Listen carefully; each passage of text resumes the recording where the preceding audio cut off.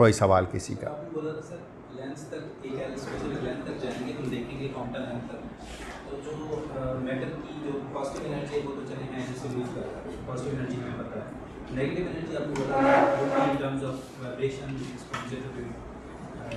नहीं, negative energy is not a vibration. There are two states, there are two energies, one is positive other is negative. Superposition है दोनों का जो आपका general solution है, लेकिन विद टाइम पार्टिकल ऑसिलेट करता है between positive and negative energy solutions. ये मैंने कहा था. नेगेटिव एनर्जी ऑसिलेशन से नहीं आती, नेगेटिव एनर्जी इज देयर, क्योंकि ये जो डिफरेंशियल इक्वेशन है इसके दो सॉल्यूशंस थे, e to the power iota के एक्स भी और e to the power minus iota के एक्स भी.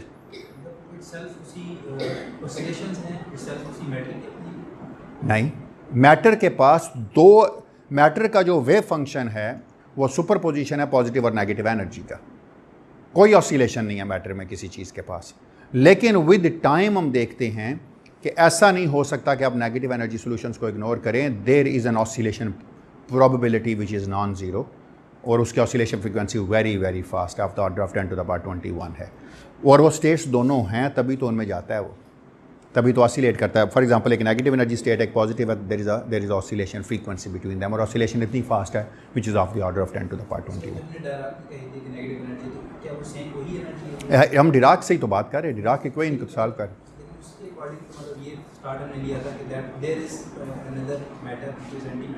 अभी तक जिक्र नहीं आया. अभी हम आगे आके बताएंगे कि एक नेगेटिव एनर्जी स्टेट है तो लाई कहाँ करती है, क्योंकि एटम में तो सारी स्टेट पॉजिटिव है, नेगेटिव है तो बहुत नीचे कहीं लाई करती है. इसका मतलब एटम को स्टेबल नहीं होना चाहिए. अगर minus M C square is less than zero, इसका मतलब अगर कोई चीज़ ज़ीरो में भी है तो उसको भी तो माइनस एम सी स्क्वायर में गिर जाना चाहिए था ना.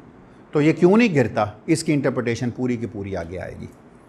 Y even the vacuum is stable, otherwise तो वैक्यूम भी स्टेबल ना होता. Zero is greater than M C square minus M C square, तो vacuum is stable, there is no problem.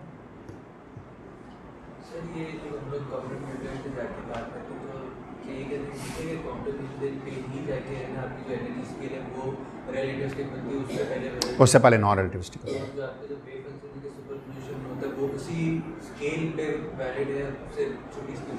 जी बिल्कुल, एग्जैक्टली. मैं आज इस चीज़ को पूरे तरीके से डिराइव करूँगा, और अब आज कल और नेक्स्ट लेक्चर में इसकी एप्लीकेशंस होंगी. उसके बाद ये यहीं पे हम क्लोज कर देंगे ये चीज़. कोई और सवाल हो किसी का प्लीज़, और कोई क्वेश्चन भाई?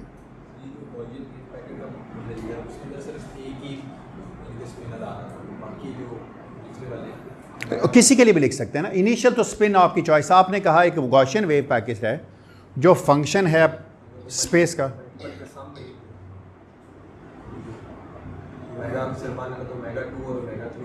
नहीं, फिर आपको सारी स्पिन्स पे सम करना पड़ेगा और सम स्पिन में सुपरपोजिशन करनी पड़ेगी उसकी, लेकिन उसका फ़ायदा कोई नहीं होगा.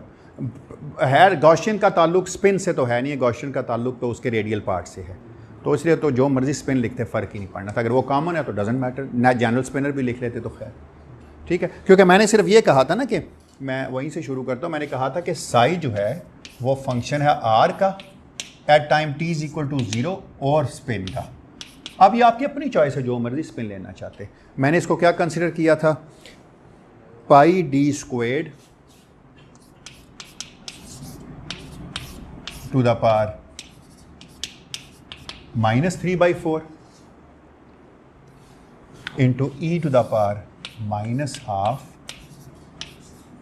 Are square over D squared omega 1 now 0. तो ये स्पिन पार्ट है. आप चाहें तो जनरल स्पिनर लिखने, डजेंट मैटर, कोई फ़र्क ही नहीं पड़ेगा इससे, कोई प्रॉब्लम नहीं होगा इससे. ठीक है, यही हम लेके चले थे ना. अच्छा, याद है आपको जहाँ जहाँ पे आर है बेसिकली मैं लिखता हूँ R square is basically R vector square, और ये 0 का मतलब है कि at time T is equal to, so this is eight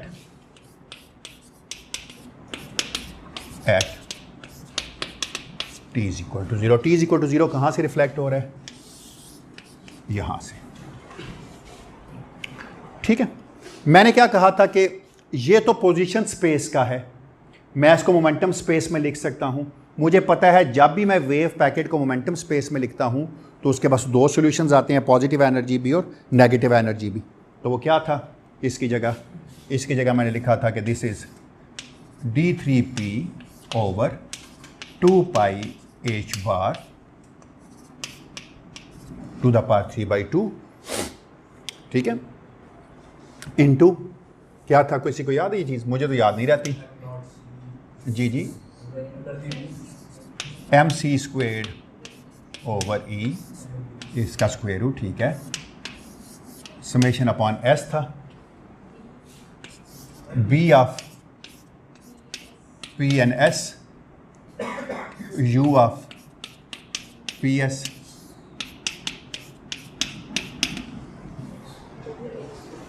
बिल्कुल ठीक है, ओवर एच बार। अच्छा, आज के लेक्चर के दूसरे हिस्से में मैं एच बार सी वगैरह को 1 करके करूँगा, क्योंकि मुझे एक चीज़ एक्सप्लेन करनी होगी। बाद में दोबारा जब आगे कोर्स में आएंगे तो लगा लेंगे, कोई ऐसा इशू नहीं है। Plus D star P S V of P S E to the power iota P dot X over H bar. This is at, अगर मैं इसको t इज इक्वल टू 0 पर लिखूंगा तो t इज इक्वल टू 0 पे मुझे लिखने के लिए, चलें मैं नीचे लिख देता हूँ। So at t is equal to 0,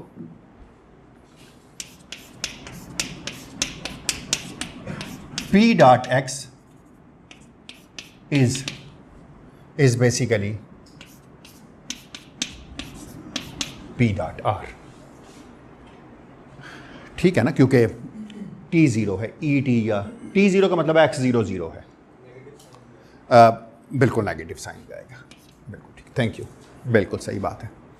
इसका मतलब ये हुआ कि मैं अगले स्टेप में फिर, अगर आप इजाज़त दें तो इसकी जगह मैं लिख सकता हूँ e to the power plus iota P dot R, और इसकी जगह लिख सकता हूँ e to the power minus iota P dot R. अच्छा, बाय द वे इसकी राइट हैंड साइड में लिखना भूल गया, वो ये थी pi D square to the power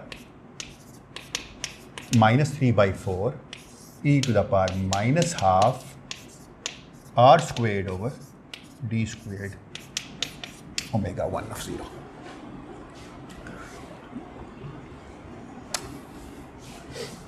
ठीक होगी बात?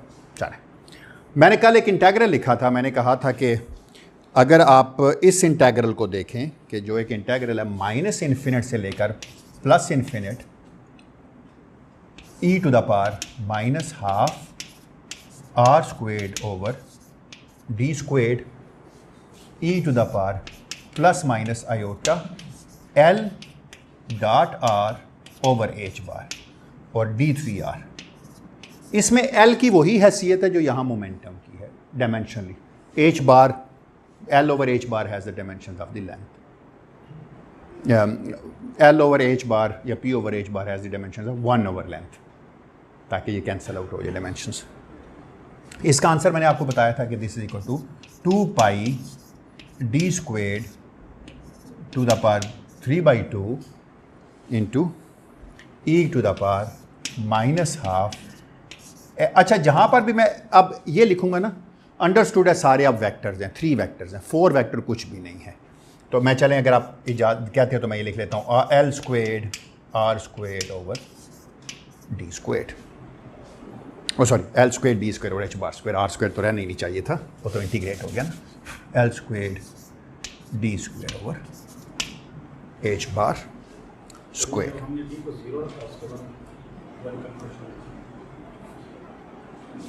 t इज इक्वल टू 0 रखा ना, तो क्योंकि ये t इज इक्वल टू 0 पे है ना, तो अगर लेफ्ट हैंड साइड इसी का फॉरियर ट्रांसफॉर्म करना है ना, अगर मैं t is equal to t पे करता तो इसके साथ एक ऑसिलेटिंग पार्ट आता और कुछ नहीं था, क्योंकि टाइम में ऑसिलेट करते हैं ना।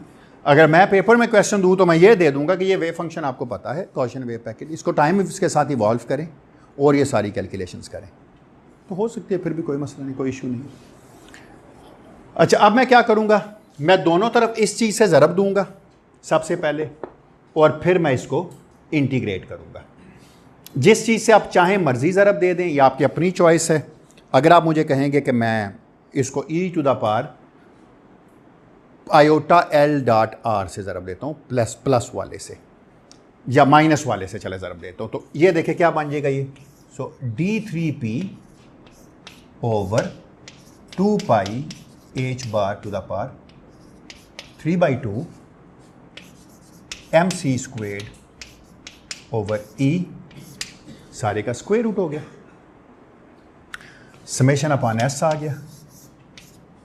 अच्छा, मैं क्या करता हूँ अब, मैं इस तरह करता हूँ कि मैं d3r और किससे ज़रब दे देता हूँ, e to the power minus iota l dot r से। तो यहाँ पर क्या बन गया, b of P S U of, याद है मैं लास्ट लेक्चर में कहा था मैं हमेशा यहाँ वेक्टर डालता होता हूँ, मुझे पता है ये 3 के फंक्शन होते हैं, लेकिन कोई बात नहीं, जो मर्जी आप नोटेशन रख लें। e to the power iota, अच्छा ये प्लस है, मैं माइनस से ज़रब दे रहा हूँ, तो p minus L dot R over H bar, ठीक है ना, सही लिखा ना मैंने, प्लस, अच्छा ये d3r पे इंटीग्रेशन है, plus d of P S star v of P S E to the power, यहाँ माइनस है और मैंने माइनस से ज़रब दिया तो minus iota L plus P dot R over H bar. This thing is equal to pi D squared to the power minus 3/4 d3r e to the power minus half r squared over d squared e to the power, किससे मैंने ज़रब दिया था, minus iota l dot r over h bar omega 1/0। I think I have written everything correctly. जब आप इसको solve करेंगे तो क्या आंसर आएगा, 2 pi to the power 2 pi H bar का क्यूब और डेल्टा फंक्शन, तो ये आ गया। अगर जब आप इसको डी क्यूब आर पे इंटीग्रेट करेंगे इस चीज़ को, तो इसका आंसर आएगा 2 पाई एच बार का cube delta cube of P minus L. तो आर की इंटीग्रेशन क्या हो जाएगी, ख़त्म हो जाएगी, और यहाँ पर क्या आ जाएगा इस वाले से, 2 पाई एच बार का cube delta cube of P plus L. ठीक है ना, क्लियर है नहीं बात सबको। अब अगर मैं p पे इंटीग्रेट करूंगा तो जहां जहां p है उसकी जगह क्या आ जाएगा, l आ जाएगा। तो सारा कुछ अब आप सॉल्व कर चुके हैं, तो आंसर क्या आ जाएगा, फिर इसको सॉल्व करें ज़रा। अच्छा ये 2 पाई क्यूब है, ये 3/2 है, तो ये ऊपर 3/2 रह जाएगा। तो आई कैन राइट, पहले मैं इस तरह करता हूँ, सारी चीज़ें लिख लेता हूँ, एम सी स्क्वेयर ओवर ई का स्क्वायर रूट। ये क्या करेगा, जहाँ जहाँ p है उसकी जगह l कर देगा, और ये वाला जहाँ जहाँ p है उसकी जगह माइनस l कर देगा। तो I can write summation upon s b of L S u of L S plus d star minus L S v of minus L S. This thing is equal to what, ये है। अच्छा एक याद है, मैं इधर ये भी ला रहा हूँ 1/2 pi H bar to the power 3/2। क्यों ला रहा हूँ, ये नीचे 3/2 है, ये ऊपर बन जाएगा, ऊपर वाला जब दूसरी तरफ चला जाएगा तो नीचे आ जाएगा। अब इस इंटीग्रल का आंसर मुझे बताएं क्या है, pi D squared to the power minus 3/4, और इसका आंसर क्या है, 2 pi D squared 2 pi D squared to the power 3/2 E to the power minus half L squared D square over H bar square. Very good. बाकी मुझे किसी चीज़ की वैसे ज़रूरत नहीं है, सिर्फ इंटू ओमेगा 1/0। मुझे सिर्फ और सिर्फ एक चीज़ की ज़रूरत, हालांकि मैं चाहूँ तो आगे सिंप्लीफाई ना भी करूँ तो खैर है, मुझे चीज़ चाहिए थी वो मुझे मिल गई है यहाँ से।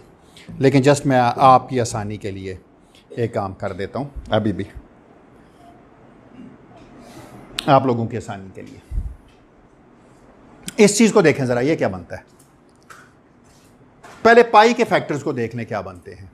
हालांकि ज़रूरत नहीं है, लेकिन चलें फिर भी सिंप्लीफाई करने के लिए। एक ये पाई टू द पावर 3/2 यहाँ है, पाई टू द पावर 3/2 है, तो ये पाई टू द पावर -3/4 बच गया। मुझे नहीं पता एक्चुअली क्या बचता होगा। तो एक फैक्टर बन गया पाई टू द पावर -3/4। मैं सारे फैक्टर पहले साफ करके लिखता हूँ। तो फैक्टर बन गया पाई टू द पावर -3। अच्छा, पहले कांस्टेंट फैक्टर्स चेक कर लीजिए। चलें, कांस्टेंट्स जो है ना वो ये है, पाई टू द पावर -3/4 एक बचता है। अच्छा, डी की देखें, ये है D square to the power 3/2 और ये है D square to the power -3/4। तो क्या बच गया? D square to the power -3/4 और +3/2 कितना होता है?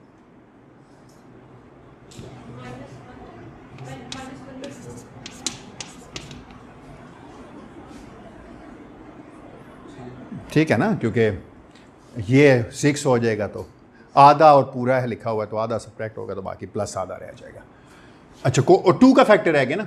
अच्छा, 2 टू द पावर 3/2 ये भी कैंसिल है, 2 टू द पावर 3/2 ये भी कैंसिल हो गया। तो मेरा तो ख्याल है कि यही बचता है। और हाँ, h बार बचता है, h bar to the power 3/2 बचता है।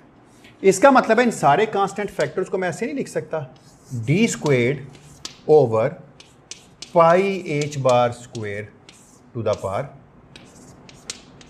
3/4। ये देखने पाई टू द पावर -3/4 हो गया, D square to the power 3/4 हो गया और h बार स्क्वेयर लिखा है ताकि 3/4 बन जाए।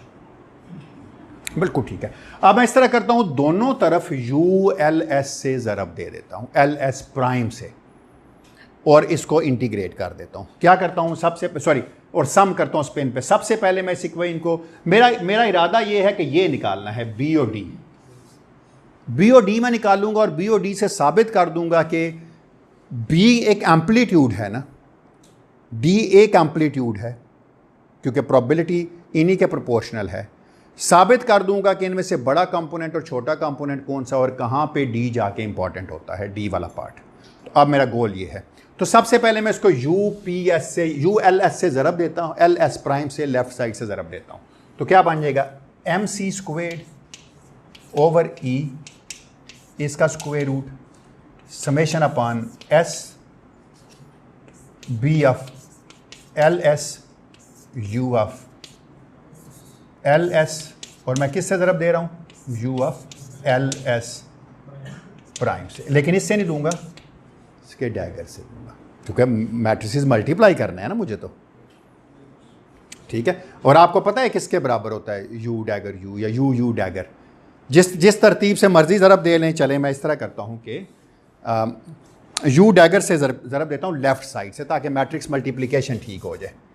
तो U dagger LS prime ULS, left side से मैंने U डैगर से ज़रब दी ताकि नंबर बन जाए, plus D star minus LS U dagger LS prime V minus LS, और यहाँ पर ब्रैकेट बंद हो जाएगी। This is equal to D square over pi h bar square to the power 3/4 e to the power -12 L square D square over h bar square U dagger LS omega 1 of 0। ये तो 0 के बराबर है ना, क्योंकि आपस में orthogonal solution है। बेशक L की वैल्यू पॉजिटिव हो या नेगेटिव हो, मैटर नहीं करती।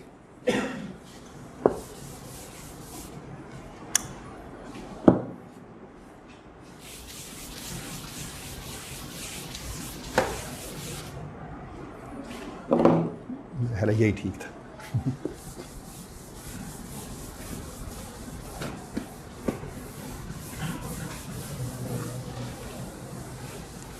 हमारे एडवांस क्वांटम और फील्ड थ्योरी के कोर्स में जुनेद को यही ऑब्जेक्शन होता था, बोर्ड छोटा है सर, बड़ा होना चाहिए, है ना, क्योंकि ये फिर बार बार चीज़ें याद रखनी पड़ती हैं ना। तो, जी, मंजिलों वाला बोर्ड होना चाहिए। हाँ हाँ हाँ, ये तो है। चलें, कोई नहीं, खैर जो है उसी के साथ चलते हैं, कोई बात नहीं। आजकल तो फिज़िक्स इतने से बोर्ड पे पढ़ाई जाती है, कम से कम ये फिर भी बहुत बड़ा है। अच्छा चलें, ये किसके बराबर है, कौन बताएगा आप में से? ये है डेल्टा एस प्राइम और E over M C square, इसका square root.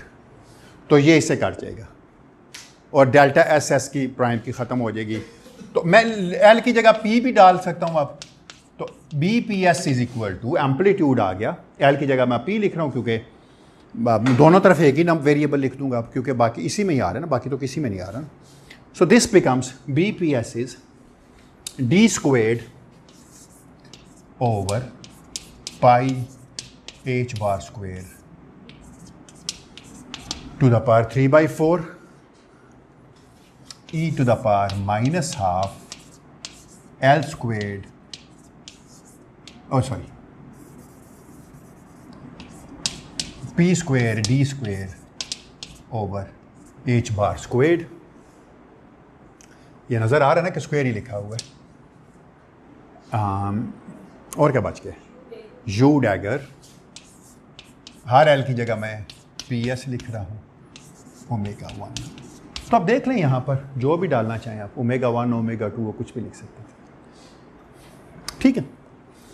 How about D मैं कैसे कैलकुलेट करूँ? वी डैगर के साथ दूंगा, बिल्कुल ठीक है सर। तो क्या आंसर आ जाएगा, बोल दो चलो। एग्जैक्टली कोई फर्क नहीं पड़ेगा सिवाय इसके कि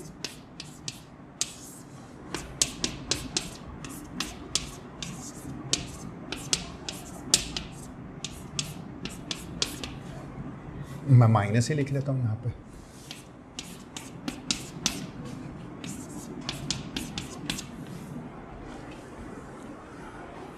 कमाल हो गया ना वैसे तो, क्या ख्याल है?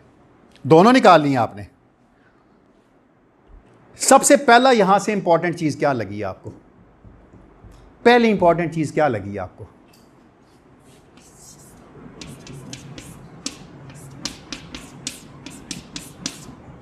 सबसे पहला मैसेज, नेगेटिव एनर्जी सॉल्यूशंस का जो एम्पलीट्यूड है वो जीरो नहीं है, नॉन जीरो है। अच्छा, अगर नॉन जीरो तो कितना बड़ा है?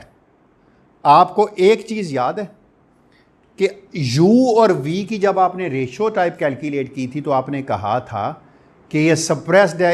एक को आपने कहा था लार्ज कंपोनेंट और एक को आपने कहा था स्मॉल कंपोनेंट। याद है इन दोनों की रेशियो क्या थी, लार्ज एंड स्मॉल कंपोनेंट की? वी ओवर सी थी, बिल्कुल ठीक बात है। तो लार्ज और अपर और लोअर कंपोनेंट ऑफ यू के साथ अगर इनकी जो रेशियो थी वो यही बनती थी ना। दूसरा इंपॉर्टेंट ये था कि ये रेशियो इतनी है कि P C over E plus M सी स्क्वायर, यहीं से आया था ना वो, आपको याद है ना? यहीं से आया था ना ये वाला।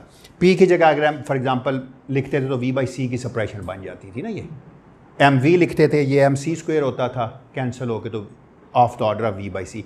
तो आपने कहा था लार्ज और स्मॉल कंपोनेंट की जो सप्रेशन है वो वी बाई सी की है, या फिर मोमेंटम की फॉर्म में लिखें तो P C plus E over M सी स्क्वायर की। इसका मतलब है नेगेटिव एनर्जी सॉल्यूशंस कब इंपॉर्टेंट होंगे, किस जगह पे जाके इंपॉर्टेंट होंगे? वैसे तो इस तरह सप्रेस्ड है ना, कब इंपॉर्टेंट होंगे? जब किसी तरीके से ऊपर भी एम सी स्क्वायर आ जाए, क्योंकि वो तो मैक्सिमम एनर्जी है जो रेस्ट मास एनर्जी है। यहां पर एम सी स्क्वायर ही थी ना। इसका मतलब है these solutions are negative energy solutions, negative E solutions और इंपॉर्टेंट। इंपॉर्टेंट का मतलब है मेरा ये कहने का मतलब है, बियॉर्कन लिखता है अप्रिशिएबल, एक ही बात है। when P is of the order of MC, क्यों? अगर ऊपर MC हो जाएगा तो MC स्क्वेयर्ड हो जाएगा, नीचे भी MC स्क्वेयर्ड है, तो D स्टार जो है वो अब इतने सप्रेस नहीं रहेंगे। लेकिन एक और भी इंपॉर्टेंट बात है, एक और भी इंपॉर्टेंट बात है, वो यहां छुपी हुई है। इस फैक्टर को जरा देखें, मैं थोड़ा सा इसको एक्सप्लेन करना चाह रहा हूं थोड़ा सा डिटेल से। ई टू द पावर माइनस, अगर इस फैक्टर को देखें चले, minus P squared D squared over H bar square. Factor of 2 की खैर है, छोड़ दें, उसकी कोई ज़रूरत नहीं मुझे, खैर कोई बात नहीं, हाफ होता ना होता। अब आप मुझे बताएं कि अगर ये फैक्टर बहुत बड़ा हो जाता तो ये एक्सपोनेंशियली डिके कर जाता। इसका मतलब है अगर ये बहुत बड़ा फैक्टर होता तो ये ख़त्म हो जाता। मुझे इस वेव फंक्शन को लोकेलाइज करना है तो मैं किस लेंथ पे इसको लोकेलाइज कर सकता हूं? कोई बता सकता आप में से मुझे? अगर मैं बहुत दूर देखता हूं इसको जाके, अगर आप ये देखें ना, अगर P squared D squared over H bar squared ये लेस देन 1 होता तो कम अज़ कम ये लोकेलाइज तो होता ना कहीं, या ना होता? क्यों? अगर ये ग्रेटर देन 1 होता तो ये तो एक्सपोनेंशियली 1 ओवर ई से गिर जाता ना, जितना बड़ा होता उतना गिरता जाता। तो यहां से आपको क्या मिलता है? P square, P is less than equal to H bar over D. कमाल हो गया ना, है ना? अब आपने वो डिस्टेंस भी निकाल लिया जिस पे ये लोकेलाइज्ड है। आपने कहा अगर ये गॉसियन वेव पैकेट है भी तो ये बहुत दूर नहीं मिलेगा आपको, ये एक स्मॉल लेंथ में ही मिलेगा, ये इस मोमेंटम में मिलेगा ये आपको। लेकिन पी किसके बराबर है? आपने अभी तो कहा ना, अभी तो आपने पी किस ऑर्डर का कहा? M C. So this implies is ये इस लेंथ में मिलेगा जो लेस देन होगी H bar over M C. ये कौन सी लेंथ है? तो इसका मतलब ये है कि आपके नेगेटिव एनर्जी सॉल्यूशंस आपको इंपॉर्टेंट लगेंगे जब आप एक ऐसी लेंथ में होंगे जो कॉम्पटन लेंथ के बराबर है। उससे बड़ी लेंथ पे होंगे तो नेगेटिव एनर्जी सॉल्यूशंस का एम्पलीट्यूड वैसे ही ख़त्म हो जाएगा, it is exponentially decaying then. कितना खूबसूरत जवाब है इसका ये। अब आपको पता चला कि रिलेटिविस्टिक इक्वेशन की डोमेन क्या है। ये जो नेगेटिव एनर्जी सॉल्यूशंस हैं इलेक्ट्रॉन के, मैं इलेक्ट्रॉन का लफ्ज़ अब यूज़ कर रहा हूँ, ये क्यों इंपॉर्टेंट है? क्योंकि आप कॉम्पटन वेवलेंथ पे होते तो मसला नहीं था। अगर आप डी ब्रॉय वेवलेंथ पे होते, lambda is equal to H over P, तो डजंट मैटर। जो आपका ऑर्डिनरी क्वांटम मैकेनिक्स का जो स्केल है वो डी ब्रॉय वेवलेंथ है, वो है H over P. H bar doesn't matter, ठीक है ना? ऑफ द ऑर्डर ऑफ तो वही रहता है ना। इसका मतलब है जो ऑर्डिनरी क्वांटम मैकेनिक्स है उसमें आपको नेगेटिव एनर्जी सॉल्यूशंस इसलिए नज़र नहीं आते क्योंकि उस स्केल पे वो दिखते ही नहीं हैं। लेकिन जूँ ही आप प्रोब इन करते हैं टू द डीपर स्केल, या जूँ ही आप जाते हैं from non relativistic to relativistic domain, then you have this problem of negative energy solutions they become important. यहाँ तक कोई सवाल? वैसे अगर आप मुझे पूछते ना, तो अगर आप मुझसे पूछते तो मैं बड़े आराम से भी ये चीज़ डिराइव कर सकता था, इतनी लंबी चौड़ी के। ये तो मैंने आपको प्रूफ करके दिया गॉसियन वेव पैकेट लेके। गॉसियन वेव पैकेट को इस बात से कोई गर्ज नहीं है कि आप नॉन रिलेटिविस्टिक हैं या रिलेटिविस्टिक हैं। क्यों? आप लेफ्ट हैंड साइड पे साई को नॉन रिलेटिविस्टिकली ट्रांसफॉर्म करते तो आपके पास एक ही सोल्यूशन आता, वो आपके पास जवाब दे देता आपको, कहता लोकलाइजेशन है एक लेंथ डी के अंदर, और वहाँ पर आप करते डी को जी कि ये तो डी ब्रॉय वेव लेंथ की तरह की चीज़ है। लेकिन आपने जब रिलेटिविस्टिक में खोला तो आपने देखा कि नहीं, instead of the de Broglie wavelength you have a Compton wavelength, so the negative energy solutions become important once you are at the Compton wavelength. यहाँ तक कोई सवाल? देखिएगा बुक्स में लिखा होता है lambda c is equal to h over p, where p is equal to mc. ये वो जगह है जहाँ पर पार्टिकल एंटी पार्टिकल बनते देखते हैं। एंटी पार्टिकल अभी तक आया नहीं, हम बनाएंगे अगले कुछ लेक्चर्स में। इससे ऊपर पहुँच तो नहीं। मैं यही चीज़ बड़े आराम से यहाँ से भी कर सकता था वैसे। Delta x delta p is of the order of h bar. So this implies is delta x is of the order of h bar over delta p. अब अगर स्प्रेड बहुत बड़ा होता तो of course negative energy solutions ना मिलते। If I replace d by delta x square बहुत बड़ा होता तो कुछ ना मिलता। लिहाजा यहाँ से भी पता चल जाता था कि बिल्कुल सही है, अगर delta p is of the order of mc होता तो आपके पास रिलेटिविस्टिक सॉल्यूशंस आते। ठीक है, तो मैं नॉन अनसर्टेनिटी प्रिंसिपल से भी प्रूफ कर सकता था। सिर्फ ये था कि इंस्टेड आपके पास uncertainty proportional to de Broglie wave momentum होती, कॉम्पटन मोमेंटम बन जाती, P is equal to M C के प्रोपोर्शनल हो जाती। तो ये यहाँ से भी प्रूफ हो सकता है। अब सवाल ये पैदा होता है कि ठीक है प्रूफ हो गया, इसका मसला क्या है ना? नेचुरल सजैन में एक क्वेश्चन आता है ना कि भाई क्या प्रॉब्लम है, ठीक है। और आपको याद होगा कि आप ये चीज़ भी देख चुके हैं कि नेगेटिव और पॉजिटिव एनर्जी सॉल्यूशंस आपस में एक दूसरे में ऑसिलेट करते हैं। There is an oscillation frequency, जिसको हमने कहा कि ज़ेटर-बेवेगोन का नाम दिया था। इसका मतलब अगर नेगेटिव एम्पलीट्यूड नॉन जीरो है, then you continuously have the oscillation, and oscillation frequency is very very fast, of the order of 10⁻21 per second. आपको ये 10⁻21 पर सेकेंड बहुत ज़्यादा लग रही है ऑर्डिनरी स्केल पे। अगर आप कॉम्पटन वेवलेंथ पे होते तो शायद इतनी ज़्यादा ना लगती, क्योंकि ऑलरेडी स्केल इतना छोटा है। उस स्केल पे चूँकि आप देख नहीं सकते, तो इसलिए आपके पास सेकंड वाली चीज़ को कोई मैटर नहीं कर रही थी। ठीक है, बड़ा अच्छा जवाब है। फ़ायदा क्या है? अमूमन आप ये क्वेश्चन करते हैं ना कि भाई चलो बना लिया ना, किसी ने कॉम्पटन वेवलेंथ देखा, हमें तो नहीं दिख रहा, कम अज़ कम हमने तो नहीं देखा ना, तो फ़ायदा क्या ये कहीं पे हमें इसका कोई कॉन्सिक्वेंस भी नज़र आएगा? कॉन्सिक्वेंस मैं अब आपके सामने एक रखता हूँ। फ़र्ज़ करते हैं एक बहुत हाई पोटेंशियल मैं अप्लाई कर देता हूँ। अब हाई पोटेंशियल के अंदर पॉजिटिव फ्रीक्वेंसी वाले सॉल्यूशंस भी हैं और नेगेटिव फ्रीक्वेंसी, नेगेटिव एनर्जी वाले सॉल्यूशंस भी हैं। ऐसा भी तो हो सकता है कि नेगेटिव एनर्जी सॉल्यूशंस किसी और तरीके से चल पड़ें, क्योंकि पोटेंशियल तो खींचता है। अगर मेरे नेगेटिव एनर्जी सॉल्यूशंस वाले, लेट्स सपोज मैं चार्ज डालूं और वो पॉजिटिव चार्ज के प्रोपोर्शनल आ जाएं, और पॉजिटिव एनर्जी वाले नेगेटिव चार्ज के प्रोपोर्शनल आएँ, और इंटेंस इलेक्ट्रिक पोटेंशियल डालूं, तो इसका मतलब है एक तो इलेक्ट्रिक पोटेंशियल में एक तरफ चल पड़ेगा, दूसरा दूसरी तरफ चल पड़ेगा। इसका मतलब है अगर मैं कॉम्पटन वेवलेंथ पे वेरी हाई पोटेंशियल लगा के देखूं, then I can see the consequence of this non zero amplitude of the negative energy solution, and this phenomena leads to the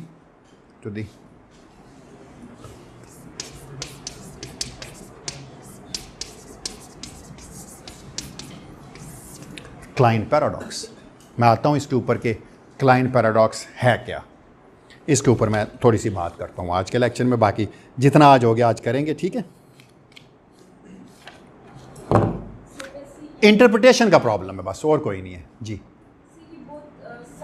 बात है क्योंकि बी और डी निकालें और उसमें बी अगर जैसे ग्रेटर आ रहा है तो वो यू डेगर की वजह से ग्रेटर आ रहा है, लेकिन हमने इसी को प्रूफ करने के लिए जो पहले सुपर पोजिशन बनाई उसमें भी यू लिखा ताकि खुद से यू डेगर आए और हम प्रूफ कर सकेंगे ये ग्रेटर है। तो ये बहुत साइक्लिक सी चीज़ है, ये निकालने के लिए सुपर पोजिशन भी इसीलिए बनाई और इसी में खुद से डाला यू ताकि वो ग्रेटर निकले। नहीं, आप चाहें तो इसको u दे देते, इसको v दे देते, कोई फर्क नहीं। फिर d ग्रेटर आता है। हाँ, कोई बात नहीं, जो u के साथ है वो बड़ा है और u के साथ हुआ जो पॉजिटिव एनर्जी है, d के साथ हुआ जो नेगेटिव। मतलब ये सारा कुछ करने से पहले ही हमें पता था, इसको हम सुपर पोजीशन में लिख सकते हैं b और d की। बिल्कुल सही। और प्रोजेक्शन लेंगे तो u डेगर आएगा। तो जब हम सुपर पोजीशन बना रहे थे तब खुद से ये चीज़ हमने वहाँ पे डाली के b ग्रेटर होना चाहिए। तो पहले हमें ये पता था या फिर ये पता था? नहीं, हमने तो जनरल सॉल्यूशन लिखा। हमने ये जनरल सॉल्यूशन सबसे पहले लिखा था।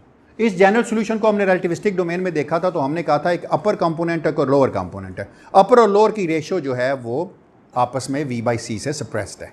ये हम पहले प्रूफ कर चुके थे, अब वही डाला है हमने। ये पहले से प्रूफ हो चुका था कि ये u और v में जो अपर और लोअर कंपोनेंट सॉल्यूशंस हैं वो e/mc², pc/e+mc² से सप्रेस्ड है, किसी के भी हों अपर और लोअर कंपोनेंट, चाहे u के हों या v के हों। इनका आपस में रिलेशन पता था हमें कि v/c से सप्रेस्ड है। जी। लेकिन जब ये सुपरपोजिशन लिखी फुल वेव पैकेट बनाने शुरू में ही हमने लिख ली थी। वेव पैकेट से पहले ही जनरल सॉल्यूशन के दोनों पार्ट लिख लिए थे हमने, एक को u कहा था, दूसरे को v कहा था। अब हमने वही डाला है। अब सुपरपोजिशन पहली दफ़ा नहीं लिखी, साई को हमने शुरू में ही लिख लिया था, बहुत पहले। ये b के साथ v लिखना है या u लिखना है, ये आपकी चॉइस है, जो मर्जी लिखेंगे। हाँ, तो कोई बात नहीं, डी और वी तो आपने अपनी मर्जी से कहे हैं ना, जिसको मर्जी बी कहें, जिसको मर्जी डी कहें, ये तो आपकी चॉइस थी ना। वैसे तो मैं बुक्स में ए और बी लिखते हैं लोग, ए और ए डैगर लिख लेते होते हैं जब क्वांटम फील्ड थ्योरी कर रहे होते हैं, तो ए और बी डैगर लिखते हैं। आपकी अपनी चॉइस, ये तो कोएफिशिएंट है, यानी जो भी कोएफिशिएंट यहाँ आ रहा है और जो भी ये कोएफिशिएंट यहाँ आ रहा है, पहली तो बात है दोनों नॉन जीरो, एक दूसरे से बड़ा है, सिंपल बात ये, और कोई वजह नहीं। तो ये वेव पैकेट आपने नहीं डाला। कॉन्सिक्वेंस सिर्फ ये है, जो मोस्ट इंपॉर्टेंट पार्ट है वो ये नहीं है कि बड़ा कौन सा और छोटा कौन सा, ये इंपॉर्टेंट नहीं है। ये तो हमने वैसे साबित किया कि डी नॉन ज़ीरो है।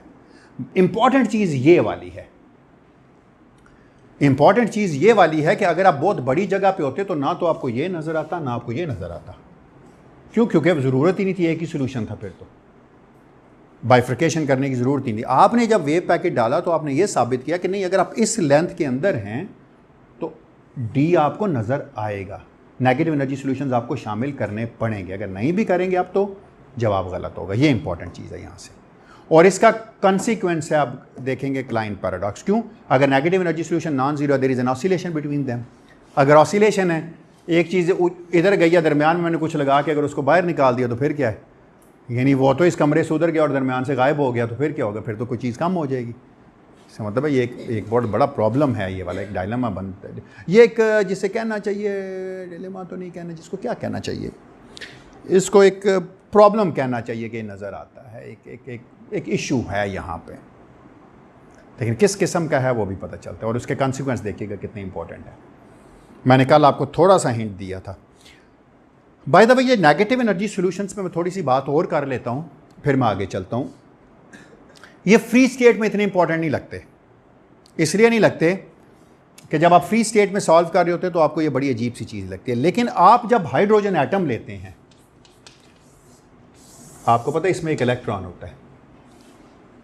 आप अगर इसमें एक प्रोटॉन की बजाय लेट्स से आप Z is equal to let's say 10 ले लें, तो एक इलेक्ट्रॉन का जो वेव फंक्शन होगा उसमें न्यूक्लियर डेंसिटी का भी पार्ट आएगा। तो उसके पास एक ऐसी डिस्ट्रीब्यूशन होगी जो कूलम लाइक होगी।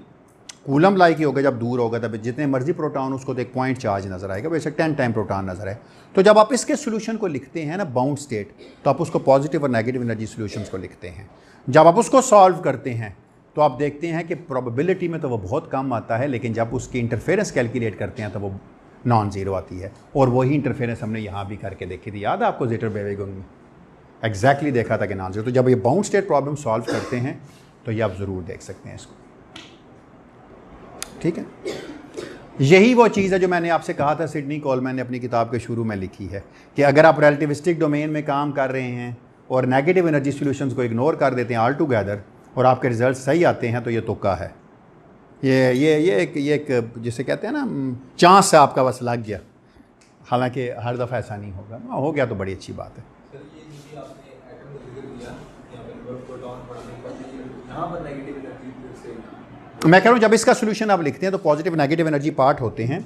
आप इसको ये मान लें इलेक्ट्रॉन की बजाय म्यू1 है, ये म्यू1 जो है ये इलेक्ट्रॉन में चला जाता है, ये न्यूक्लियस उधर ही रहता है, तो ये म्यू1 से लेकर इलेक्ट्रॉन की ट्रांजिशन है। इसका मतलब अब अगर एक मैट्रिक्स एलिमेंट कैलकुलेट करेंगे, जिधर म्यू है इधर म्यू है, इसका बाउंड स्टेट फंक्शन होगा, इसका बाउंड स्टेट फंक्शन होगा। इंडिविजुअली दोनों के नेगेटिव एनर्जी सोल्यूशन सप्रेस्ड हैं, लेकिन जब इंटरफेरेंस में पॉजिटिव नेगेटिव एनर्जी आता है तो सिग्निफिकेंटली कंट्रीब्यूट करता है।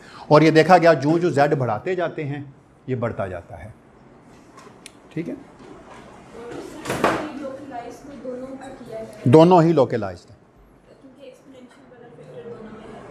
तो जैसे हमने यहाँ पर निकाला है कि क्वांटम लेंथ पे नेगेटिव एनर्जी सॉल्यूशन इंपॉर्टेंट है, तो पॉजिटिव भी ऐसा लग रहा है कि सिर्फ उसी पे इंपॉर्टेंट है, क्योंकि दोनों में सेम। देखिए पॉजिटिव तो हम अगर एक ही सोल्यूशन था तो वो तो उसके लिए तो कोई स्केल चाहिए ही नहीं था। एक सोल्यूशन के लिए तो मैं किसी स्केल की बात ही नहीं कर रहा ना, मैं कह रहा हूँ एक सोल्यूशन है तो वो डी ब्राई वेवलेंथ पे भी था, वो कॉम्पटन वेवलेंथ पे भी था। लेकिन जब हमने इसको दो सॉल्यूशंस में लिखा सुपर पोजीशन में, तो देखा कि ये कॉम्पटन वेवलेंथ है जिसमें आप पॉजिटिव और नेगेटिव एनर्जी को सेग्रीगेट कर पा रहे हैं, वरना तो आप इनमें कोई सेग्रीगेशन नहीं थी, वरना तो जैसे थे वैसे ही थे। पहले हमने सिर्फ सप्रेशन की वजह से इसको इग्नोर किया था, अब इसको लोकलाइज जब किया तो मतलब इस एक्सपोनेंशियल की वजह से इसको जी इंक्लूड किया, बिल्कुल बिल्कुल। मैंने कहा था ऑर्डिनरी स्केल पे अगर होते तो आपको ये दो लिखने की ज़रूरत नहीं थी, आपका सोल्यूशन सिंपल प्लेन वेव होता, बी वगैरह की आने की ज़रूरत नहीं। सोल्यूशन क्या होता है, e to the power iota kx u of ps। अगर आप नॉन रिलेटिविस्टिक में काम करते तो आपके सोल्यूशंस तो इस तरह के होते हैं ना, plane wave times spin up या डाउन पार्ट, बस। कोएफिशिएंट तो जो भी है नॉर्मलाइजेशन से 1 नहीं निकलता, लेकिन यहाँ पर देखा 1 नहीं निकलता। अच्छा, मैंने कहा जब बाउंड स्टेट के लिए किराए निकालेंगे ना, तो जो बी की तरह की चीज़ होगी ना वो तकरीबन 99% होती है और डी 1% होता है, तो आप इग्नोर कर सकते हैं। लेकिन जब 99 और 1 को मिलाते हैं इंटरफेरेंस टर्म्स में तो फिर मसला बन जाता है। Then it contribute significantly, almost 40% in the decay. यहाँ से वैसे इसके स्क्वायर करके निकालेंगे कि बी की क्या प्रोबेबिलिटी है न्यूमेरिकली 99%। वो हमने निकाल के देखियो ये बाउंड स्टेट के लिए। एक पेपर है बाय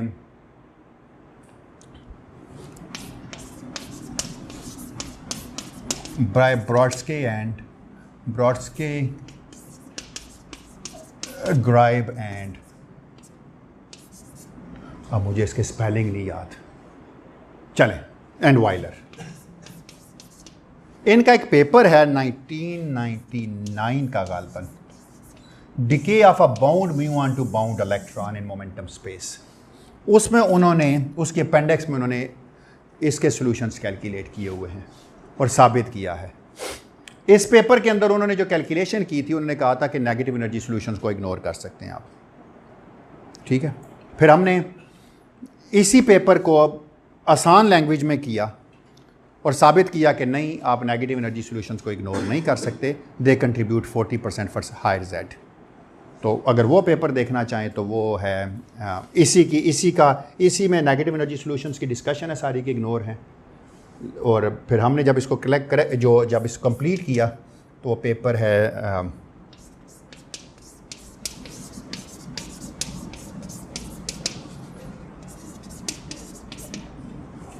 एनजे का पेपर है, एनजे चर्नेस्की एट एल। ये कब लिखा था हमने, मेरे ख्याल है 2019-20 में लिखा था, 2020 में होगा या 2019 में होगा, 2019 से लेकर 21 तक होगा, ठीक है। अभी ये सिर्फ म्यूऑन और इलेक्ट्रॉन के लिए किया तो इतना ज़्यादा डिफरेंस आया, लेकिन अगर हैवी न्यूक्लियस के लिए करें, नहीं, न्यूक्लियस हमने हैवी लिया, न्यूक्लियस हमने लिया till z is equal to I guess 80, लेट तक तो कंसिडर किया ही था मेरा। तो देखा कि जितना z बड़ा होता जाता है उतने नेगेटिव एनर्जी सॉल्यूशंस इंपॉर्टेंट होते हैं। क्यों पता है क्यों होते जाते हैं? v/c की हैसियत 1 - z alpha over c z alpha square की बन जाती है, 1 - v square over c square. Bound state में जो टाइम डायलेशन है वो ऑर्डिनरी नहीं होती जिस तरह गैमा होता है, बल्कि 1 - z अल्फा स्क्वायर सारे का स्क्वायर रूट होती है, तो स्लो हो जाता है जब इस तरह। तो डिके रेट हमने कैलकुलेट किया था। ये बड़ा अच्छा पेपर है ये वाला, ये शुरू वाला, कि इससे मोमेंटम स्पेस में। हमारे वाला पेपर देखेंगे तो आपको लगेगा हमने पोजीशन स्पेस में रह के काम किया, और इतना आसान है कि even an undergraduate student उस पेपर को, यानी इस पेपर की जो एनजे की अप्रोच है ना, is too good, is very smart physicist, जो बिल्कुल अनकन्वेंशनल थिंकिंग का मालिक है। तो जो इसने मेथड डेवलप किया था वो बहुत सिंपल है और बड़ा एलिगेंट मेथड है, वो भी बिल्कुल सिंपल। वो उसके लिए आपको पार्टिकल फिजिक्स आना ज़रूरी नहीं है, इतनी थोड़ी बहुत आना ज़रूरी है। जो फाइन स्ट्रक्चर कांस्टेंट चेंज होता है वो इस इफेक्ट की वजह से, फाइन स्ट्रक्चर इसलिए चेंज होता है कि आप जितना चार्ज के अंदर घुसेंगे इफेक्टिव चार्ज नजर आएगा। जो हमने पढ़ा था कि जो चार्ज आपसे बाहर लाई करता है वो काम का नहीं है, जो बस आपके आंखों के अंदर है बस वही काम का है ना। तो इस वजह से ये इफेक्ट भी तो नहीं मतलब इंक्लूड होता है कि जैसे वो क्लोज मूव करता है तो मतलब हैवी न्यूक्लियस होगा तभी तो सप्रेस होगा ना, नहीं, इस न्यूक्लियस को हमने स्टैटिक मानना था। इस सारे के काम में इस न्यूक्लियस का दखल ही कोई नहीं हमने रखा, सिर्फ बाउंड स्टेट में उसके इफेक्ट देखे। पेपर देख लीजिएगा ये वाला, कोई मसला हो तो मुझसे पूछ लीजिएगा, मैंने बहुत टाइम लगाया हुआ इस पेपर को करने में। हाँ, टाउ1 होता तो और इसके करीब घुसा होता, बिल्कुल।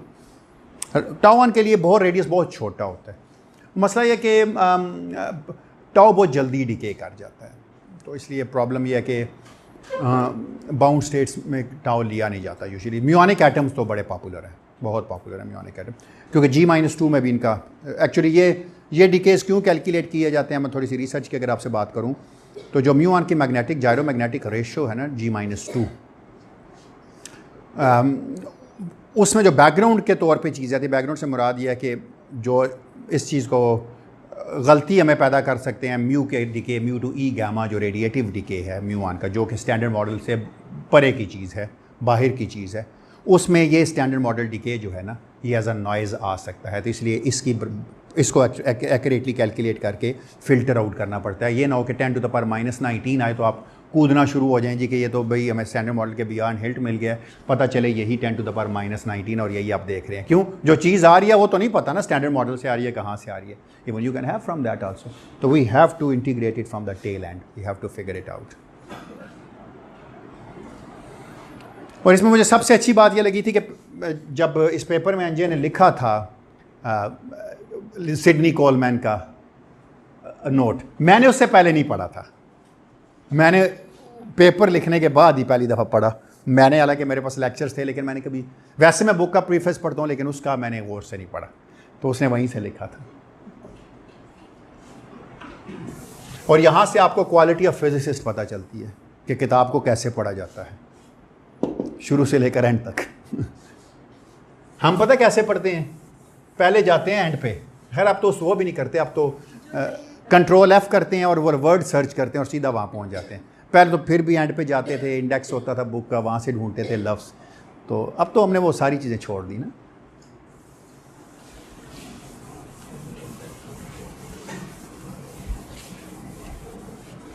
लर्निंग का कोई शॉर्टकट नहीं है, होंगे दुनिया में कई चीज़ों के, लर्निंग का कोई नहीं है, वो एक प्रॉपर पाथ है जो आपको फॉलो करना है, वो नहीं करेंगे तो लर्निंग नहीं होगी। मेरी नज़र में पास फेल होना कोई लर्निंग नहीं है। आप किसी कोर्स में वैसे भी पास हो सकते हैं और किसी बड़े अच्छे कोर्स में फेल भी हो सकते हैं। आपका बुरा दिन हो, सम हो, बुरा दिन है, आप पेपर नहीं कर पाए तो क्या फ़र्क पड़ता है, फेल हो गए, फेल कोई मौत आ जानी है, फिर अगर 2 महीने बाद दे लेंगे, फिर नहीं मौत आएगी, फिर 2 महीने बाद दे लेंगे, इससे क्या फ़र्क है। पता नहीं, मैं आजकल की नई जनरेशन को देखता हूँ, बड़ी एंग्जाइटी होती है बच्चों छोटों में, हमारा A लेवल्स के एग्ज़ाम है, फेल हो जाए। मैं उन्हें कहा यकीन करें फेल हो भी जाएंगे मेरे साथ, मैं आपको गाड़ी पे घर ले आऊँगा, उसी तरह खाना खाएंगे रात में बैठ के, एक नया दिन आ जाएगा, नई दुनिया होगी सारी की सारी, कोई फ़र्क नहीं पड़ेगा, ज़िंदगी एंजॉय करें, खैर कुछ नहीं मसला इसमें, इन चीज़ों की परवाह ना करें, कोशिश करें सीखने की।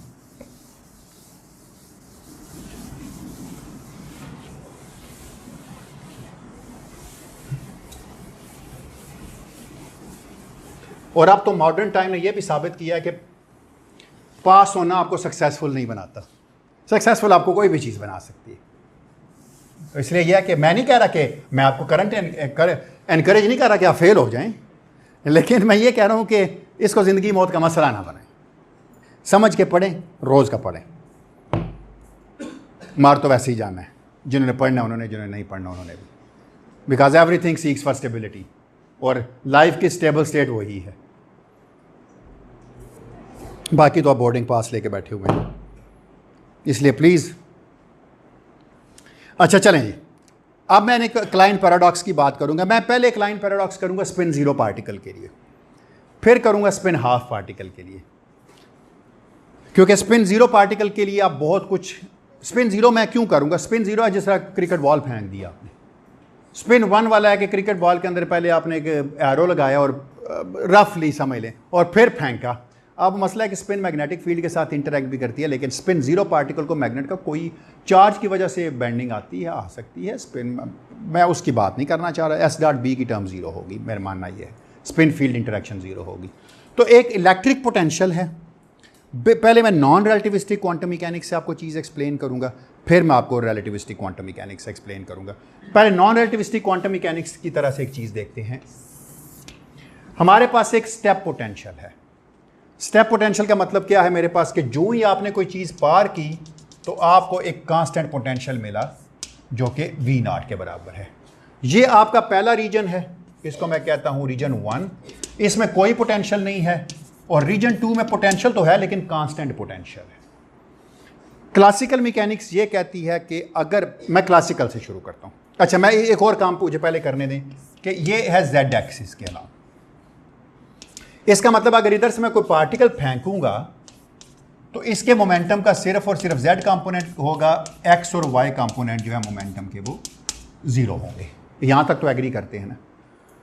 क्लासिकल मैकेनिक्स ये कहती है कि एक ही रास्ता है इसके पास ये हद पार करने का, अगर इसकी एनर्जी V0 से बड़ी हो। यही बात है ना। क्लासिकल कहती है अगर आप मुझे एनर्जी कम देंगे तो ये मेरे लिए फॉरबिडन रीजन है। क्वांटम मैकेनिक्स कहती है नहीं, फॉरबिडन रीजन नहीं है उतना जितना तुम समझ रहे हो, कोई ना कोई प्रोबेबिलिटी है कि पार्टिकल इवन कम एनर्जी के साथ भी इधर टनल कर जाए, कोई ना कोई इसकी ट्रांजिशन प्रोबेबिलिटी है। एक ऑप्शन यह है कि यहाँ से आप पार्टिकल फेंकें, पार्टिकल आए, इंसिडेंट हो, कुछ वापस चले जाएं, कुछ अंदर घुस जाए। मैं कुछ का लफ्ज़ क्यों इस्तेमाल किया, क्योंकि मैं पार्टिकल को एज अ वेव मान रहा हूँ। तो मैंने कहा कि जी एक वेव आती है यहाँ से, फ़र्ज़ करें इससे यहाँ पे आके टकराती है, ऐसा भी हो सकता है, क्वांटम मैकेनिक्स में आपने पढ़ा था कि ये ऐसे एक्सपोनेंशियली डिकेइंग होती है, अगर कुछ देर के दूर जाएं तो नहीं मिलती आपको, डिकेइंग सॉल्यूशंस होते हैं। लेकिन मैं इस चीज़ पे की बात नहीं करूँगा, मैं सबसे एक आसान चीज़ की बात करूँगा। आपको पता है कि एक फ्री पार्टिकल के लिए क्या होता है? सबसे पहले तो मुझे पोटेंशियल डिफाइन कर लेने दे, बिल्कुल नॉन रिलेटिविस्टिक की तरह का प्रॉब्लम है। सबसे पहले मैं एक पोटेंशियल डिफाइन करता हूँ। आपको पता है ना ए म्यू क्या होता था? A mu is a vector and A zero. अच्छा, मैं v बाई सी के फैक्टर छोड़ दूंगा, सी के फैक्टर वो बाद में डाल दूंगा एंड पे। मैं ऐसी चीज़ कंसिडर करूंगा कि वेक्टर पोटेंशियल ज़ीरो है और जो स्केलर पोटेंशियल है ए ज़ीरो वो v ऑफ z है, जो कि v नॉट है और वो कांस्टेंट है।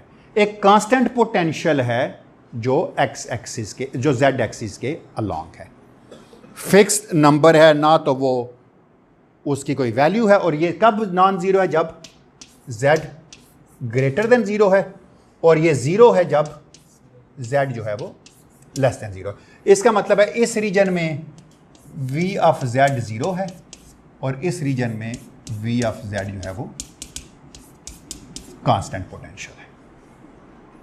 ये बात आपको पता है। करना मुझे क्या है? अब मुझे क्लाइन गॉर्डन इक्वेशन सॉल्व करनी है। आपको याद है मैंने आपसे कहा था, अच्छा पॉइंट चार्ज ले लेंगे, यूनिट चार्ज, ताकि चार्ज का मसला भी ख़त्म हो। आपको याद है मैंने लिखा था कि D mu is iota D mu minus E A mu, जिस तरह मर्जी डिफाइन कर लें आप। अगर आप इसको आयोटा डी म्यू करें तो ये यही बन जाता है। क्यों? क्योंकि आप इसके साथ आयोटा लें, कॉमन ले लें, यहाँ भी आ सकता है, डजेंट मैटर। ये चॉइस ऑफ डेफिनेशन है आपकी। आपने पढ़ा था डी म्यू ये है। No solve the Klein Gordon equation. A mu की जगह मैं क्या रख के सॉल्व करूंगा? मेरे पास सोल्यूशन पहली बात है क्या बनेगा? कौन बताएगा आप में से? दो डिफरेंट क्लाइन गॉर्डन इक्वेशन बनेगी ना, दो डिफरेंट रीजन में। अगर मैं पहले रीजन में देखूं, अगर मैं जनरली इसको देखूं, iota D mu minus E की जगह 1 लिख लेते हैं, चलिए छोड़े, माइनस ए म्यू इसका squared plus M squared. Spin zero है ना, मैंने कहा ना ये स्पिन ज़ीरो पार्टिकल है। अच्छा, इसको अगर आप देखें तो इसकी जगह मैं क्या लिख सकता हूं? Iota D mu square. एक इक्वेशन ये है कि रीजन 1 के अंदर अगर इसी इक्वेशन को मैं लिखूं तो रीजन 1 में ये बन जाएगी minus D two by D T squared plus del squared minus M squared phi is equal to 0। क्यों? आयोटा की वजह से ना, और डेल के साथ माइनस आना था, आयोटा स्क्वायर वाला माइनस ने इसको प्लस कर देना था, मैंने माइनस कॉमन ले लिया तो ये चीज़ बन गई। तो ये आप प्रूव कर सकते हैं, ये इसके बराबर बनती है। दूसरे रीजन में मैं लिखूंगा तो क्या बनेगी? इसी इक्वेशन को जब सेकंड रीजन में लिखूंगा तो क्या बनेगा? उसकी जगह मैं डायरेक्टली लिख देता हूँ, अगर आप मुझे इजाज़त दें तो। जी क्या कह रहे हैं? सॉरी, हाँ, उसमें ए को भी शामिल करूँगा तो कराएं ना, चले। हाँ ठीक है, R2 के लिए लिखवा दें मुझे। क्या है? Iota D by D T minus V not plus del squared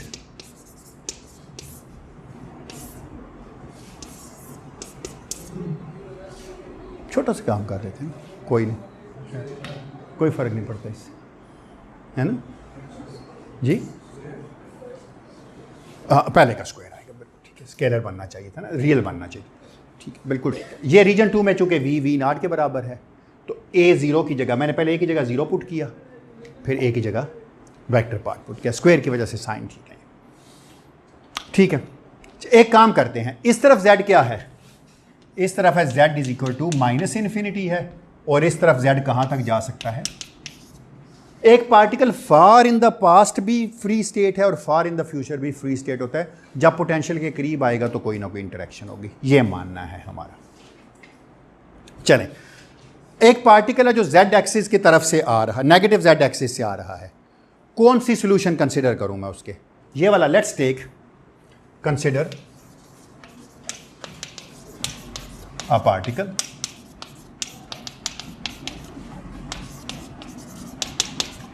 coming from z is goes to minus infinity, और उसका मोमेंटम पी जेड है, z के अलॉन्ग है तो मोमेंटम पी जेड है। तो मैं क्या लिख सकता हूँ उसकी जगह सॉल्यूशंस, आप मुझसे बता सकते हैं? ये लिख सकता हूँ ना, e to the power minus iota E T minus, अच्छा मैं नोटेशन वही रखूँगा, minus P into G, where P is along Z axis. P जो है ना एग्जैक्टली प्लेन वेव है ना, फ्री पार्टिकल है ना, बिल्कुल ठीक है। अच्छा अब अगर ये इसका सोल्यूशन है तो इसको सेटिस्फाई करेगा। तो पहले मैं रीजन 1 के अंदर लिखता हूँ फाई 1, क्या होगा इस इक्वेशन में डालें इसको तो क्या जवाब आएगा? जब आप इसको डिफ्रेंशिएट करेंगे पहली टर्म को तो माइनस तो ये है, एक दफ़ा भी करेंगे तो माइनस ई आएगा, दूसरी दफ़ा भी करेंगे तो माइनस ई आएगा। यही होगा ना, पहले रीजन में मैं पहले सॉल्व कर रहा हूँ, पहले मैं वो फाई लिख रहा हूँ जो लेस देन वाले में है। इस इक्वेशन से जो मैं फाई निकालूंगा वो लेस देन वाला सोल्यूशन है सबसे पहले। और दूसरी चीज़ क्या बनेगी, क्या बनेगी कौन बताएगा आपने? माइनस क्या आएगा? चलो प्लस आयोटा पी इसका स्क्वायर, ये z जो है ना पी जेड नहीं है बल्कि p इंटू जेड है, ठीक है, और साथ में क्या आ जाएगा माइनस एम स्क्वायर, यही बनेगा। तो ये सबसे पहले आपने पहला सॉल्यूशन लिख लिया जिसमें z जो है फॉर ये क्लाइन गॉर्डन इक्वेशन का वो सॉल्यूशन है जो z लेस देन 0 पे है। क्यों? जो इस इक्वेशन को सेटिस्फाई करेगा वो z लेस देन 0 के लिए होगा। जी नहीं, मैंने कहा कि मैंने सॉल्यूशन निकाला ना फाई को पुट करके। अच्छा तो मैंने फाई 1 निकाला, रीजन 1 का सॉल्यूशन निकाला है। ये रीजन 1 का सॉल्यूशन जो एनर्जी वगैरह के कंस्ट्रेंट बनेंगे वो यहाँ से बनेंगे, ये बात मैं कर रहा हूँ। अच्छा अभी इसमें एक चीज़ कम है, अगर आपको लगता हो क्या चीज़ कम है, कौन बताएगा आप में से मुझे? ये तो मैंने एक चीज़ है जो पुट करके निकाली है, ठीक है, आप सही कह रही है, सॉल्यूशन है उसका तो into phi 1 is equal to 0, बिल्कुल ठीक है। मैं अगर फाई लिखना चाहूँ तो क्या होना चाहिए था मेरे पास? अगर मैं फाई लिखना चाहूँ पहले में सॉल्यूशन तो क्या होना चाहिए? ये तो मैंने जनरली ये साबित किया इसको कि इस इक्वेशन में पुट करें तो इसको सेटिस्फाई करेगा। आप मुझे बता सकते हैं पहले रीजन में अगर मैं सॉल्यूशन गेस करना चाहूँ तो क्या होगा? कौन बताएगा आप में से? ये सॉल्यूशन है लेकिन ये क्या पूरा सॉल्यूशन है? ये ठीक है नहीं, हाँ ये तो एक मैंने पार्ट को पुट करके दिखाया ना आपको कि इस तरह के सॉल्यूशन होंगे, लेकिन मैं लिखना चाहता हूं रीजन 1 का सॉल्यूशन क्या होगा? वो e to the power minus iota E T होगा। एक तो आपका जो इंसिडेंट हुआ e to the power iota P Z है, plus there is some probability that the solution is reflected.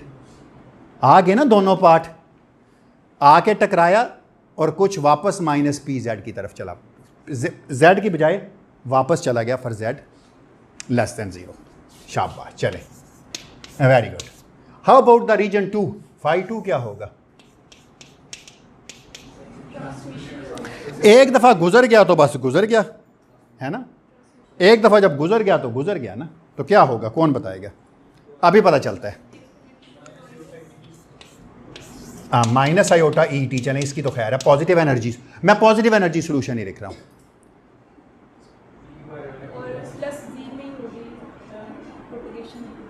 होगा क्या? होगा तो इसी तरह, क्यों पी?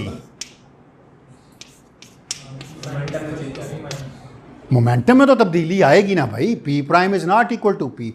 तो पार्टिकल जिधर से आ रहा है उसी तरफ जाएगा, उसी सोल्यूशन के साथ, सिर्फ उसका मोमेंटम बदलेगा। यही जब आप नॉन रिलेटिविस्टिक में करते थे तो वेव नंबर बदलते होते थे, याद है आपको? This is for Z greater than 0। अच्छा अब अगर ये सोल्यूशन है इन दो इक्वेशन के रीजन 1 और 2 में, तो इनको सेटिस्फाई करेंगे। सेटिस्फाई करा के ज़रा बताएं क्या बनता है सोल्यूशन, ज़रा निकाल के दिखाएं। अच्छा मैं लिख दूँ ज़रा, ये क्या है? ये है इंसिडेंट है, ये क्या है? ये रिफ्लेक्टेड है, और ये क्या है?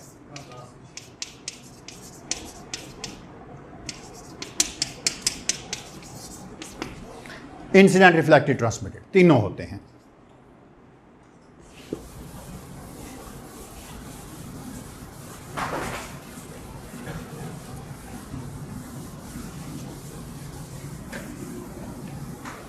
चले जी, इक्वेशन में सेटिस्फाई कराएं जल्दी से। वो बाद में, वो सॉल्यूशंस के लिए, वो जब आर और टी निकालेंगे तो बाउंड्री कंडीशन। अच्छा हाँ बिल्कुल सही है, थैंक यू निशात। आर मुझे नहीं पता क्या है, टी मुझे नहीं पता क्या है, ये निकालने के लिए चूंकि दो अननोन है तो दो बाउंड्री कंडीशंस चाहिए होंगी। वो बाउंड्री कंडीशंस क्या है मैं उस पर बाद में आता हूँ वो, लेकिन पहले मुझे, अगर ये इस इक्वेशन का सोल्यूशन है तो इसको सेटिस्फाई करेंगे, तो मुझे सेटिस्फाई करा के दिखाएं क्या आंसर आएगा। कौन बताएगा? हाँ चलो कर दो ना, कर दो ना, चलो।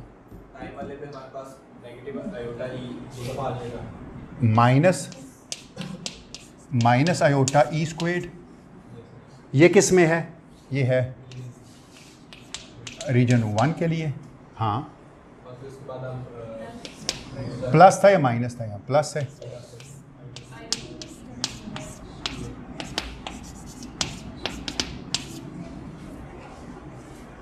तो ये क्या बन गया? माइनस, तो माइनस और minus plus, so this implies is E squared is equal to P squared. अच्छा ये चूंकि मैं वेक्टर इसलिए डाल रहा हूँ ताकि आपको पता चल जाए कि ये है तो 3 वाला, और P vector square is just P Z square, ये ना, ठीक है ना। P vector is basically by definition, P vector का मॉड जो है ना वो पी अलॉन्ग जेड एक्स है, जो कि पी के बराबर ही है।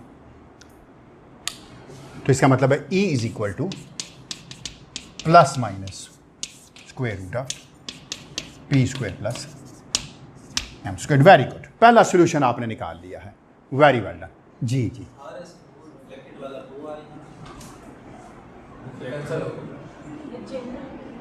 मैं समझा नहीं।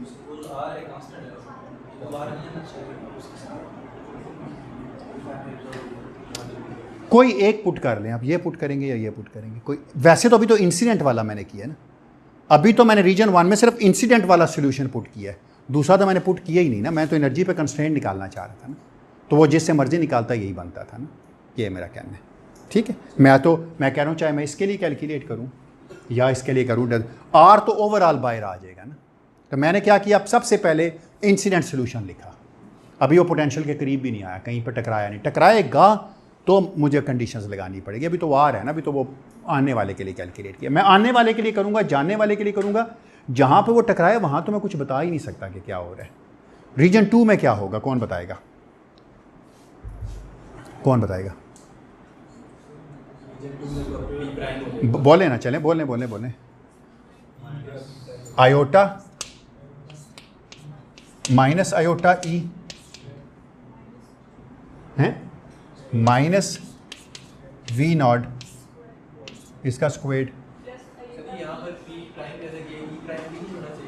नहीं, एनर्जी तो सेम है ना, एनर्जी तो नहीं बदलेगी, पॉजिटिव एनर्जी है, एनर्जी पी पे डिपेंड करती है, तो मैं एनर्जी को in term of P prime लिख लूँगा। अभी देखिएगा दूसरी चीज़ क्या आएगी, प्लस आयोटा पी प्राइम का squared minus M squared is equal to 0। जब आप इसको सॉल्व करेंगे तो क्या आंसर आएगा, आप पता चलता है ना, हैं? ये बन गया ना, ई माइनस वी ज़ीरो का स्क्वेड, और यही प्राइम है, is plus minus P prime का squared minus M squared is equal to 0, या P vector prime is equal to plus minus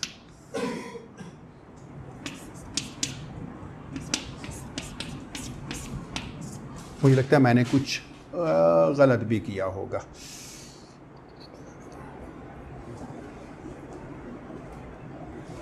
minus M square, ठीक है मैंने, बिल्कुल सही है। अच्छा चले, मैं पी प्राइम का ना सिर्फ एक ही साइन, दोनों रख सकता हूँ, लेकिन मैं कोई एक साइन रख के करूँगा। अच्छा, आप में से कितने लोग मेरे से एग्री करते हैं कि मैं पी प्राइम वेक्टर की, अच्छा ये मॉड है बेसिकली ना, ये भी लिख सकता हूँ, प्लस माइनस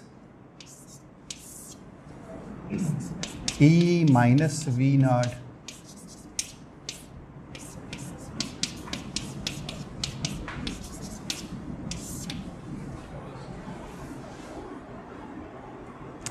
वही चीज़ लिखी हुई है ना, E minus A minus B into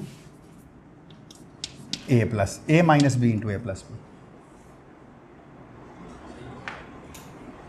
P तो मेरे पास अपनी चॉइस है, मैंने पहले वाले मोमेंटम को तो पॉजिटिव ही ले सकता हूं मैं, कोई मसला नहीं है। यहां पर मेरे पास एक बहुत बड़ा प्रॉब्लम है जिसका आपको अभी इदराक नहीं है कि वाकई ये प्रॉब्लम है। ये रीजन 2 में है, और वो पता है क्या है? कोई आप में से मुझे बता सकता है, नए स्टूडेंट्स में से, पुरानों में से नहीं, कि यहां पर एक बहुत बड़ा एक प्रॉब्लम बनने लगा है अब। बिल्कुल एनर्जी में फ़र्क आ रहा है, बिल्कुल सही बात है। वो तो बिल्कुल वी की वजह से, पोटेंशियल की वजह से एनर्जी चेंज हुई तो मोमेंटम चेंज हुआ, और कोई चीज़ इसके अलावा।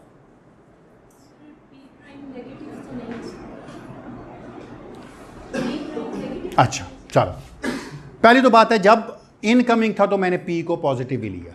क्यों? क्योंकि particle z equal to minus infinity से पॉजिटिव मोमेंटम के लिए आ रहा था। रीजन 2 में मोमेंटम कैन बी पॉजिटिव और नेगेटिव, कुछ भी हो सकता है, लेकिन इससे भी बड़ी बात हो सकती है। चलें, for R1 P is taken to be greater than 0। क्यों? मैंने अपनी चॉइस ही यही रखी थी कि पॉजिटिव मोमेंटम के साथ आता। फॉर 2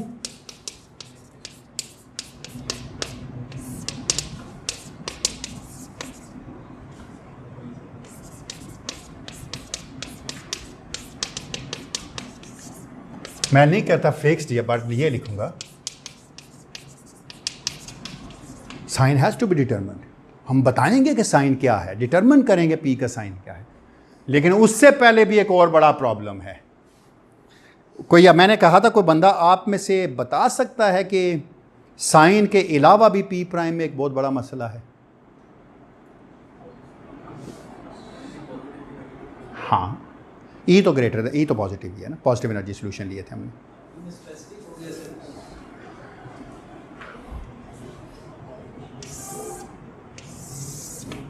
मैं वैसे एक फिगर बना रहा हूँ, हालांकि फिगर ना भी बनाए तो खैर है। इसमें इधर v है,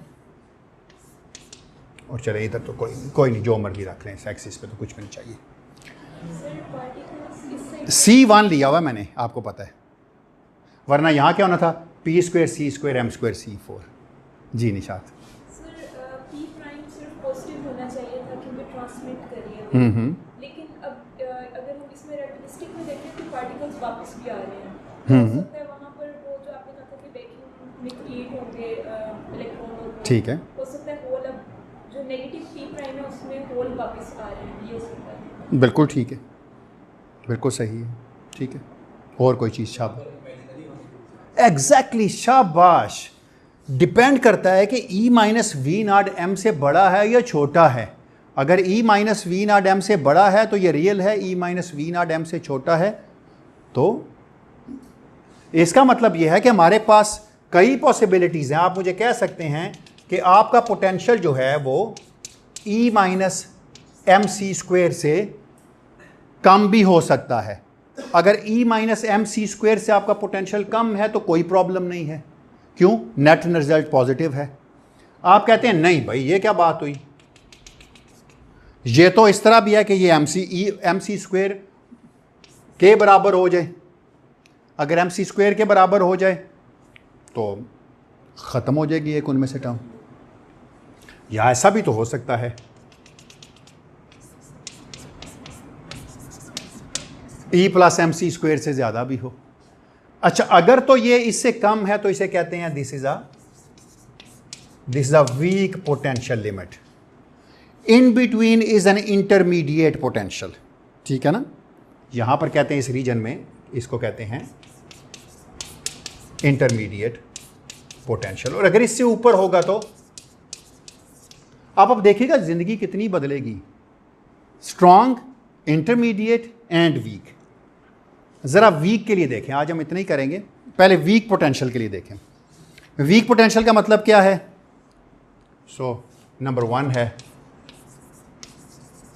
weak potential region. Weak potential का मतलब क्या है? V naught is less than E minus M. C square को 1 कर देते हैं ना, रखे ही नहीं हुआ तो। यहाँ पर मैंने C H बार सबको 1 कहा हुआ है, ज़रूरत नहीं लिखने की, बाद में, क्योंकि ये तो एक्स्ट्रा चीज़ कर रहे हैं, हमारी बुक में तो डिराक वाले ही है ना, जब डिराक वाले पे आएंगे तो वापस एच बार सी डाल देंगे। फिलहाल तो फिजिक्स बताना मकसद है ना। तो यहाँ से आप मुझे बता सकते हैं कि v अगर m से छोटा है तो इसका मतलब क्या हुआ? इसको मैं इधर ले आऊँ तो क्या बनेगा? क्या बनेगा फिर? e minus V naught is greater than m। पहले तो मैं m को फिक्स, m से बड़ा होगा ना, क्योंकि देखें ना अगर ये इसको इधर ले जाएंगे, इसको उधर ले आए तो मुंह उल्टी तरफ खुल जाएगा ना। तो e minus V naught is greater than m हो जाएगा। So this implies is p prime is, अरे क्यों? जब ये m से बड़ा है, इसका साइन भी पॉजिटिव है, इसका साइन भी पॉजिटिव है, जब दोनों का साइन पॉजिटिव है तो ये एक रियल क्वांटिटी बन गई है। ये वैसे e माइनस वी नॉट है क्या? लिखा हुआ है यार,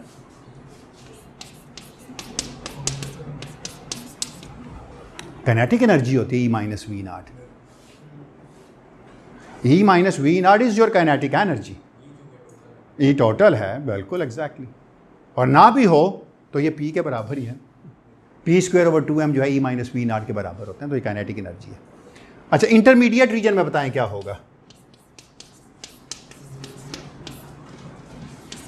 इंटरमीडिएट रेंज में जो पोटेंशियल होगा तो क्या होगा? e माइनस वी नॉट, इसका मतलब है आपका जो e माइनस m है इंटरमीडिएट में, e माइनस वी नॉट वो m इन बिटवीन है e माइनस वी नॉट और e प्लस वी नॉट। देखें ना, इसके और इस दोनों के दरमियान में है ना, यही तो इंटरमीडिएट रीजन बनता है ना। इसका मतलब क्या हुआ? इसके लिए इसको आप ऐसे लिखते हैं, e माइनस वी नॉट का जो मॉड्यूलस है वो लेस देन m है। No problem at all.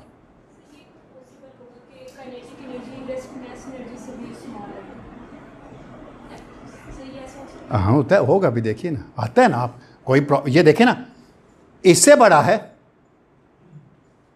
और इससे छोटा है, तो दरमियान का पोटेंशियल तो यही हो सकता है ना, और तो कोई ऑप्शन नहीं है ना मेरे पास। लेकिन अभी देखें ना इसका बनता क्या है। अच्छा, अगर e माइनस वी नॉट का मॉड लेस देन m है, सो दिस इंप्लाइज इसका स्क्वायर लेस देन m है, स्क्वायर लेस देन m है तो p प्राइम is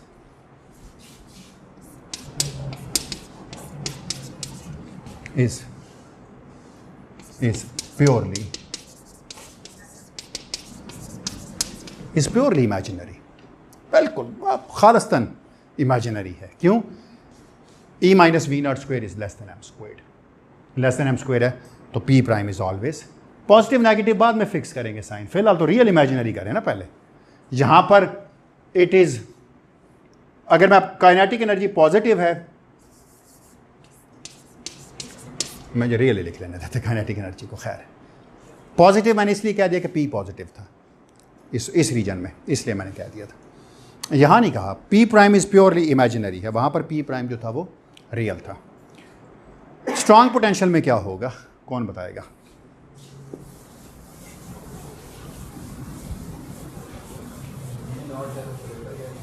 हाँ, दो नेगेटिव साइन आएंगे ना।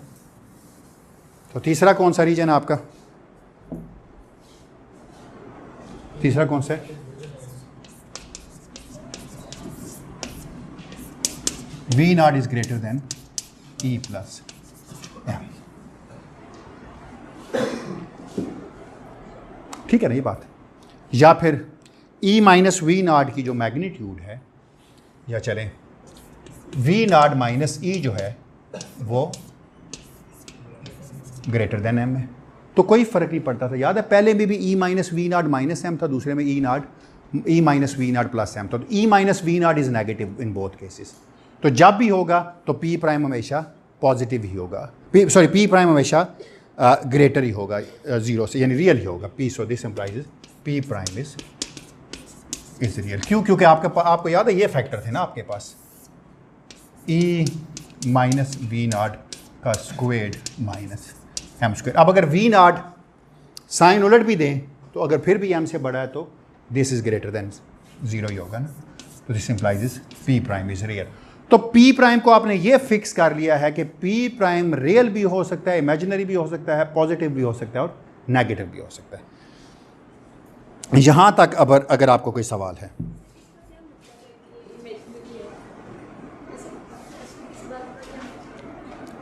ये मतलब अगले लेक्चर में देख लें। इसका मतलब सिर्फ ये है कि काइनेटिक एनर्जी में कोई ना कोई प्रॉब्लम एग्जिस्ट कर रहा है, कोई ना कोई ऐसा रीजन है जिसके अंदर जब आप मोमेंटम मेजर करते हैं तो मोमेंटम एक फिजिकली ऑब्जर्वेबल चीज़ नहीं है। उस इंटरेक्शन रीजन से आगे पीछे हो जाते हैं तो मोमेंटम एक फिजिकली मेजरेबल चीज़ है। तो उसके ऊपर हम आएंगे, फिक्र ना कीजिए। अगले लेक्चर में यही तो मैं आपको साबित करूंगा अगले लेक्चर में कि पी अगर इमेजिनरी है तो क्या जवाब आता है, पी अगर रियल है तो क्या जवाब आता है। और अभी पी का साइन मैंने फिक्स करना है और पी का साइन आराम से फिक्स हो जाएगा। पी प्राइम का पी जब मैं बोल रहा हूँ तो पी प्राइम का कैसे फिक्स हो जाएगा, जब पार्टिकल टकराएगा दोनों तरफ जा सकता है। अब मैं मान के चलूँगी अगर पार्टिकल जो है वो ट्रांसमिट होकर जेड पॉजिटिव की तरफ गया है, चलें आराम से फिक्स कर सकते हैं अभी इंट्यूटिवली। हमें ये पता चल गया कि पार्टिकल एक दफ़ा पोटेंशियल से गुजर जाएगा तो जेड की तरफ जाएगा, माइनस जेड की तरफ तो जा नहीं सकता। इसका मतलब पी नेगेटिव तो हो नहीं सकता, है ना। यही लग रहा है ना। अपनी बात पे कायम रहिएगा कि आप कह रहे हैं पी प्राइम नेगेटिव हो नहीं सकता। क्यों? जब एक दफ़ा इस रीजन से पार्टिकल गुजर गया, इधर आ गया, तो अब तो उसको वापस जाने का चांस ही कोई नहीं रहेगा ना। तो पी प्राइम तो हमेशा उसको पॉजिटिव जेड की तरफ ही लेके जाएंगे, हैं। चलो चार्ज सेम ही है, एक कॉम्बिनेशन आएगा।